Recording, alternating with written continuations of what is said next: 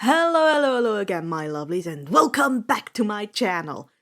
Today we are back with Avatar: The Legends of Percy, Trial by Fire, written by WardofWinters. Before we start, why don't you go into the links in the description and check out their original fic in AO3 and give them all the kudos they deserve, as well as check out their Discord and Tumblr. And with that, why don't you sit back, relax, grab yourself a couple snacks, and let's head into the story. Chapter 25. We tied the knot with spiders. By the time we found the water park, "Can't miss it," he said. "It took us forever to find." The sun was sinking behind the mountains. I could guess by the sign that it was once called Waterland, but some of the letters had fallen off or been smashed, so now it's just Waterland stylish.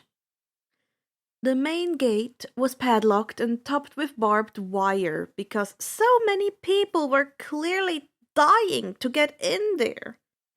Inside were many huge water slides and tubes and pipes and empty pools. Old tickets and advertisements fluttered around the asphalt. Honestly, they could have at least cleaned up when they abandoned the place. With night coming, the place looked rather sad and creepy. "I can't believe Ares brought his girlfriend here for a date," I said, staring up at the barbed wire. "Percy!" Annabeth warned. "Be more respectful!" "What?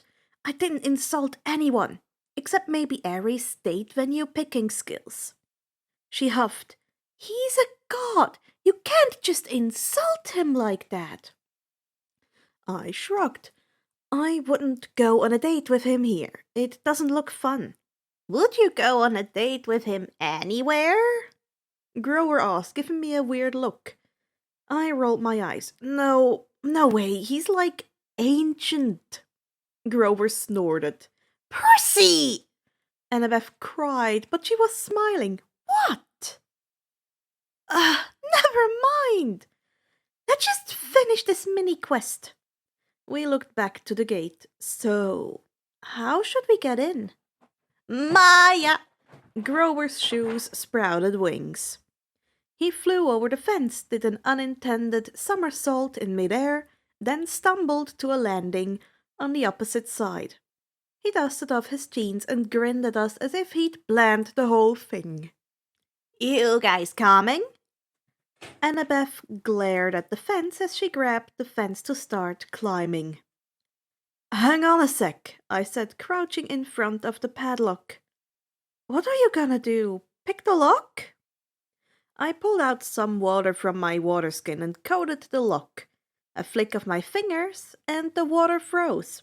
I shattered it a moment later, the lock falling to pieces. I pushed the gate open. There! Annabeth snorted. "Lockpicker extraordinaire!" I stuck out my tongue. We moved in, looking around. The shadows grew long as we walked through the park. We checked out the different attractions, trying to find the Tunnel of Love ride. There was Ankle Biter Island, Head Over Wedgie, a really tall water slide, and "Dude, where's my swimsuit?" Most of the attractions had equally dumb names. There weren't any monsters, and other than that, the faint scent of hot metal, left over from the heat of the day, I supposed, there wasn't anything really noticeable. We found a souvenir shop that had been left open. Merchandise still lines the shelves. Snow globes, pencils, postcards, and racks of cloves. Annabeth said, "Fresh cloves!" "Yeah," I said, "but you don't really need it, do you? Your extra shirts are nice and all, but I really want new clothes." She snatched an entire row of stuff off the racks. and disappeared into the changing room. A few minutes later, she came out in Waterland flower print shorts, a big red Waterland t shirt, and commemorative Waterland surf shoes. A Waterland backpack was slung over her shoulder, obviously stuffed with more goodies. She handed me the clothes she'd been borrowing. What the heck? Grover shrugged.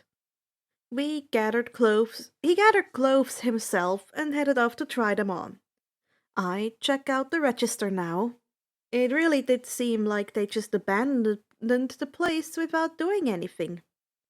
I found around $200 worth of $20 bills, another 150 in tens, and about 50 in fives, plus $20 in $1 bills. Why did they just abandon the place? There didn't seem to be anything supernatural going on. I certainly couldn't sense anything. Grower came out a few minutes later, after I'd finished stuffing the money into my bag. Not like they needed it. Ready, guys? He asked, offering me an extra t-shirt he'd borrowed. Yeah, let's keep going. I tried not to laugh at the two of them looking like walking advertisements. We continued our search for the Tunnel of Love. It almost seemed like the park was waiting for something to happen. I shook my head. That was ridiculous. The park wasn't alive. Surely I'd sense if it was. I rubbed my nose at the scent of hot metal. Honestly, the sun already went down. Shouldn't the smell have faded as well? I can't believe he'd bring his girlfriend here for a date, I said to break the silence. What? Where would you bring your girlfriend? She smirked, assuming you could get one. I stuck out my tongue. Well, first off, not an abandoned water park, just saying I have standards. She snorted. I'd probably go someplace like Te Auhohonu Reef. It's really cool with lots of fish and big variety of corals and sea anemones. Fetu took me there once. I haven't heard of that reef. Where is it? Well, that's the name for it undersea. I'm not sure if land dwellers have a different name for it, but it's off the coast of South Carolina. I think that's the place on land. Huh, cool. I didn't know there was a reef there. It's a deep sea reef. It's really pretty. Fetu showed me the coolest stuff there. Who's Fetu? She asked, looking around the building to see the ride on the other side. He's a friend of mine, a merman. He's really good at siren song, and he and Triton have been working with me on the basics. He showed me some cool ways to use it while we were at the reef. She seemed to be eyeing me, mentally calculating something. Oh, you mean like wait, so you have to be taught how to use this siren song? Yeah, it's like, I hummed. It's like learning to sing. You have to have lessons and there are proper ways to do it and stuff. The siren song in its raw form is really strong and can take a lot of energy from one using it. Fetu has a really natural skill for it, apparently. He's able to tell when he's reaching the limit and stop before the backlash gets bad. The breathing issues? Like you had after Medusa? Yeah, though they didn't really tell me what the backlash was. I rubbed my neck sheepishly. I wasn't supposed to be doing any actual voice siren song until they approved it, so they didn't see the need to explain it to me yet. She winced. But you had to. I nodded. Yeah, I'll have to see if there's any way of handling the backlash. I'm sure there's some way of making it easier to breathe. Maybe an inhaler? Grover offered. It seems similar to asthma, so maybe some kind of inhaler would help. Maybe, I murmured. Well, it's certainly useful. Reminds me of the Aphrodite cabin's charm speak. Annabeth said. I frowned. Charm speak? What's... There! Annabeth said, pointing ahead. I followed her finger and found an empty pool ahead of us, about 50 yards across and shaped like a bowl. Around the rim, a dozen bronze statues of Cupid stood guard with wings spread and bows ready to fire. On the opposite side from us, a tunnel opened up, probably where the water flowed in when the pool was full. The sign above it read, "Thrill Ride O Love. This is not your parents' tunnel of love." Grover crept to the edge. "Guys, look!" Marooned at the bottom of the pool was a pink and white two-seater boat with a canopy over the top and little hearts painted all over it. In the left seat, glinting in the fading light, was Ares' shield, a polished circle of bronze. "This seems simple," I said, rubbing my nose against the smell of hot metal. "We can't really just walk down there and get it, can we?" Annabeth ran her fingers along the base of the nearest Cupid statue. "There's a Greek letter carved here," she said. "Eta. I wonder—" I frowned. I really needed to learn more about land myths. What did the Eta have to do with anything? Was it a sign of some kind? "Grover," I asked, "do you smell anything?" He sniffed the wind. "Nothing." I chewed my lip, and I wasn't feeling anything. "I guess I can go down there." "I'll go with you." Grover didn't sound too happy, but he still offered. I shook my head though. "You're a lot more help up here, where you can fly and help from above if something goes wrong." He straightened, puffing his chest up a little. "Sure, but what could go wrong?" "I'm not sure." Something felt off. "Annabeth, come with me." "Are you kidding?" She looked at me like I'd just greeted the Kraken. Her cheeks were bright red. "What's the problem now?" I demanded. "Me with you on the thrill ride of love? What if someone sees us?" I flushed. "Who's gonna see you?" I squeaked. "It's not like anyone else is here." She flushed more. "Well, I guess. Fine, let's just hurry." We moved down the sides of the pool, reaching the boat quickly. There was a faint taste of blood in my mouth now, but it was countered by the smell of my mom's perfume, the Demeter cabin, and the smell of the sea. It reminded me of how Aphrodite cabins smelled. The shield was propped on one seat, and next to it was a lady's silk scarf. I still didn't get why they came here. I mean, it was so dark and creepy and boring, and oh, there were mirrors all around the edges. Were they really that self-absorbed? Probably. I picked up the scarf. It shimmered pink and the perfume was indescribable.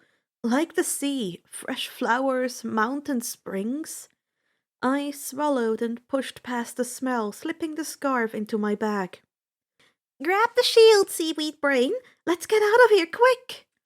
I reached for the shield and realized a second too late that I really shouldn't have.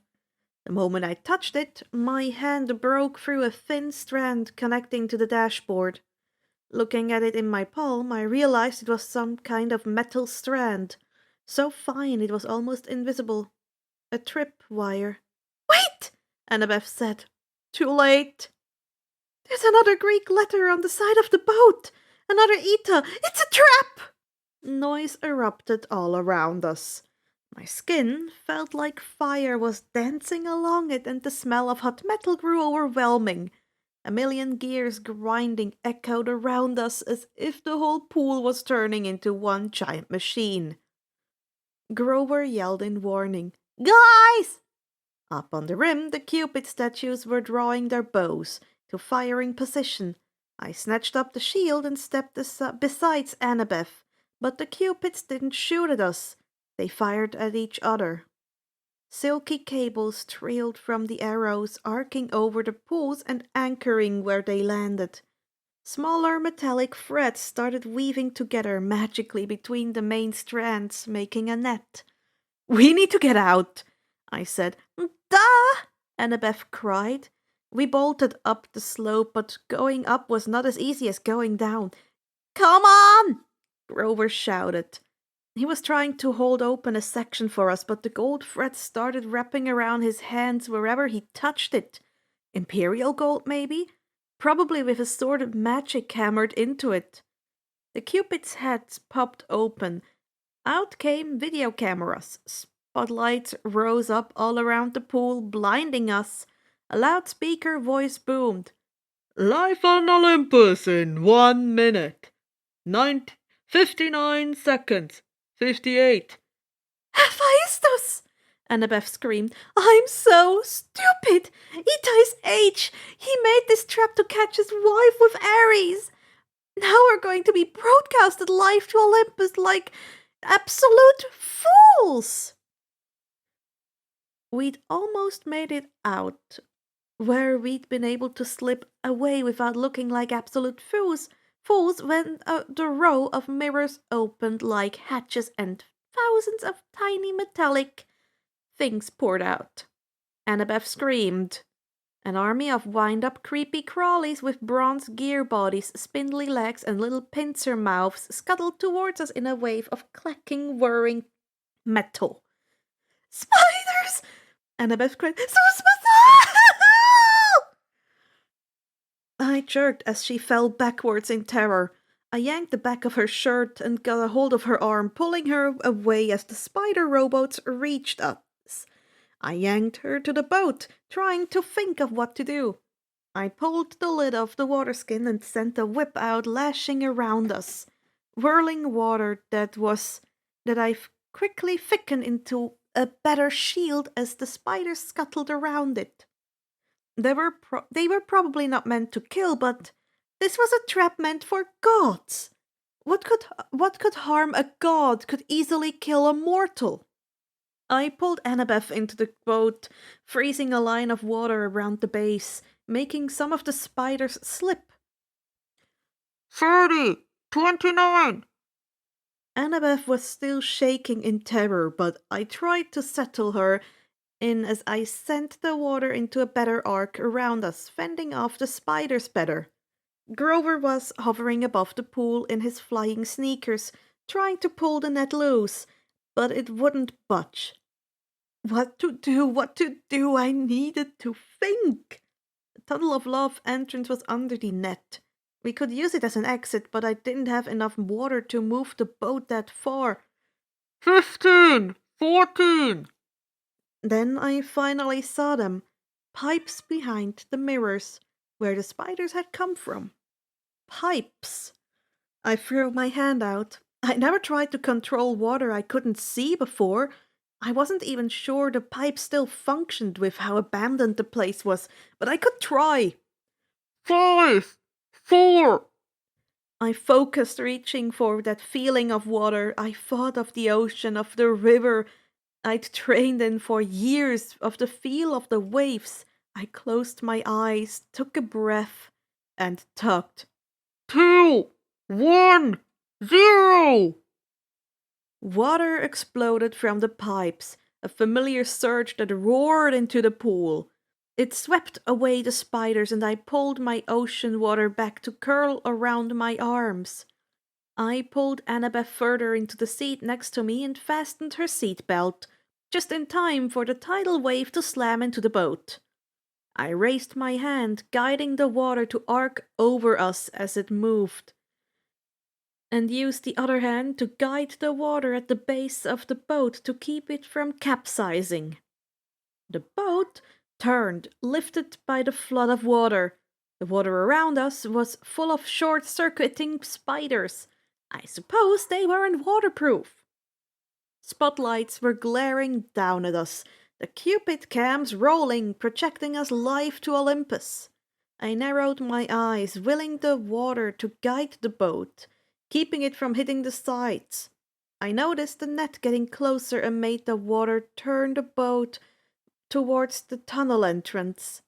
A moment later, the water sent us rocketing through into the darkness.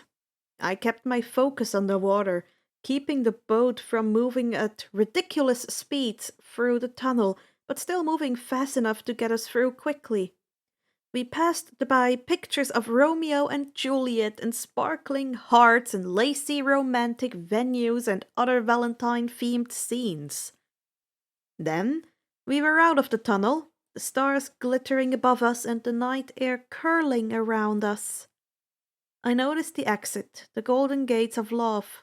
Unfortunately, they were chained. If they were working, then we'd be able to safely sail through them and into the exit pool. But they weren't, and they were chained shut.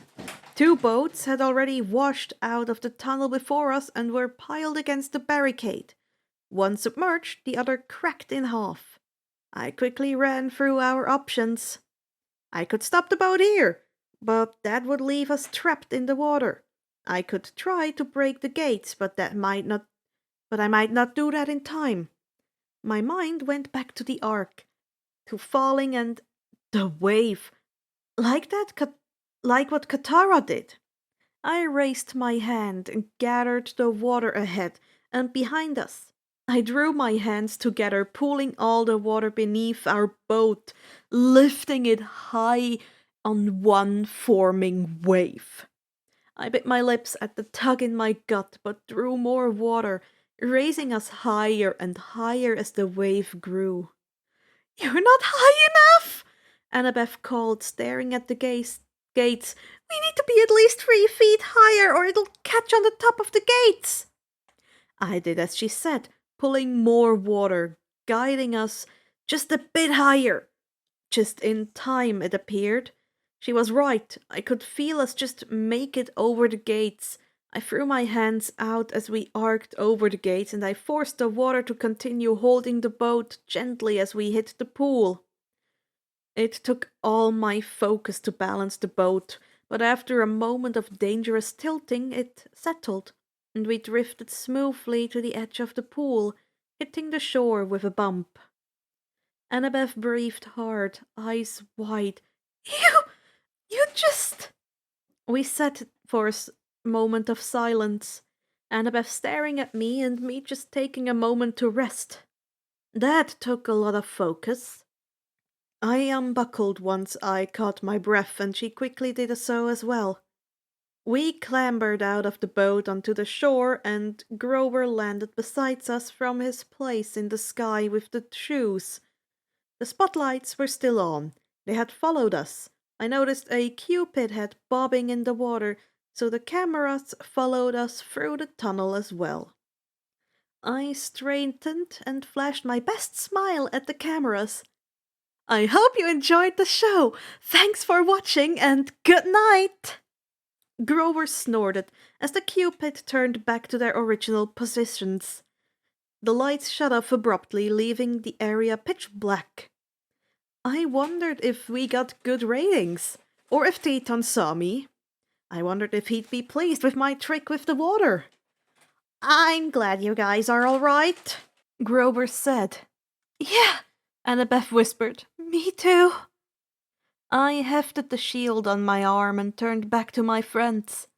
Annabeth was studying me with intense eyes. Grover just looked relieved. "Thanks," Annabeth murmured. I nodded. "No problem. We're a team, aren't we?" Her lips twitched. "Yeah," she glanced at the shield on my arm. We have the shield." "Yep," I agreed. "Guess we should go chat with Ares." Triton's point of view. My anger had abated some. I was still angry and frustrated, but I was also just annoyed now. Mevu was keeping a close eye on me, so I couldn't assign a quest for protecting Percy. I wouldn't need to discuss the details and decide on a team in person. But that was impossible at the moment. Instead, I was working on paperwork. Requests for messengers, arrangements for oil spill cleanups, requests for meeting with Poseidon, a few complaints from the Caribbean, my territory, a few missives from the generals preparing for war, and another complaint from Nammu about being mixed up with Nanmu. Not to mention replies to the invitations for the announcements. I sighed. It was so obnoxious. Why did Meifu have to be so frustrating? War was likely to start anyways. Percy was plenty skilled, but he was also 12. If the gods couldn't find the bolt, how was Percy supposed to? He was a child and shouldn't be on this deadly quest. But I was still stuck here and not able to aid him. Triton Reaya. I turned to look at one of the messengers, Tumata. Tumata looked extremely nervous to talk to me. That never meant good things. Yes, I said carefully. La Fetufau Muinia has recommended that you turn on Cheat Catcher on Hephaestus TV. Cheat Catcher? The show that got a new episode anytime Hephaestus found out about Ares and Aphrodite going on dates? Why would he recommend me checking it out? Why? Tumata hesitated. He said that you should watch it immediately, but didn't exactly say why. My eyes narrowed. Tumata's reaction leads me to think that she knew even if she didn't get told by Fetu. I flicked my fingers, calling a TV in here. Tumata took the chance to flee. It took only a moment to click the correct channel, and I immediately saw what the issue was. The remote broke in my hand as I watched Percy guide the water to bring him and some girl over some gates. I glared at the screen as he stabilized the boat for the girl and him. The blonde hair and facial features made me ache at the similarity to a girl I'd once known. I hope you enjoyed the show. Thanks for watching and good night. Why was Percy there? Why the Areo was Percy risking his life on Hephaestus' show for catching Aphrodite and Ares making out? I glared at the screen. I needed to get him aid, but Meifu would stop me. Metu was determined to do something himself to show that he could, and would help Percy, but that would take too long. I stared at the commercials running on the screens. Even if not in person, I needed to do something. Hello, cat. And this is it. Thank you for listening all the way through. If you liked it, why don't you consider subscribing and liking the video? And why don't we just head into the definitions of Halmaheran and the terminologies again? We have, for the Halmaheran, of course, the Percy, which is the Halmaheran way of speaking Percy. We have Meifu for mom. Ta, which is a filler word in Halmaheran like same as la. Then we have Areo, our favorite curse named fuck. And Metu for dad. Suffix-wise, we have Reaya, which means high prince. And for the terminology, the Teau Hohonu Reef is known to the land dwellers as the Richardson Reef. Apparently, it sits 160 miles off the coast of Charleston, South Carolina, and is 85 linear miles long. Wow. Then we have asthma, the medical condition affecting the lungs that can have a variety of causes. And then we have Nammu, the Sumerian goddess of the sea, and Nanmu, with an N, a goddess that WardofWinters created through a series of unfortunate events, including bad dyslexia. That's completely understandable. And with that, that's all. Thank you for listening all the way through. Get yourself something more to drink, and I hope you'll have a great time. See you next week. Bye-bye.